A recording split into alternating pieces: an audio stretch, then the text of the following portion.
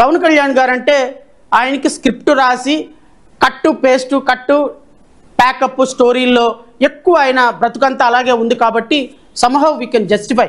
ఎందుకంటే ఆయన మాట్లాడే మాటలకి క్రెడిబిలిటీ ఉండదు, ఇచ్చే హామీలకి క్రెడిబిలిటీ ఉండదు, తీసుకున్న డెసిషన్స్కి స్టాండ్ బై ఉండదు.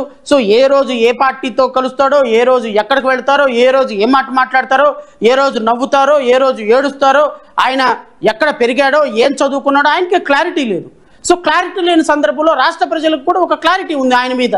బట్ 45 సంవత్సరాల సీనియర్ పొలిటీషియన్, ఈ దేశంలోనే ఎకానమీకి సృష్టికర్తని నేను, రంగరాజన్ కంటే కూడా సృష్టికర్తని అని చెప్పుకునే మీకు 2024లో రాష్ట్ర ఆర్థిక పరిస్థితి గురించి అవగాహన లేదా? 2024లో 10 లక్షల కోట్ల రూపాయలు అప్పయింది. మరి 2024లో అధికారంలోకి వస్తే ప్రజలకి సూపర్ 6 అమలు ఎలా జరుగుతుంది అనేటువంటి దాని మీద ఒక స్పష్టత లేదా? ప్రజలకు మనం హామీలు ఇచ్చాము, దాని మీద నిలబడాలి.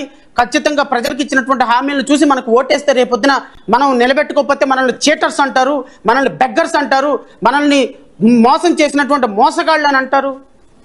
అవగాహన లేదా?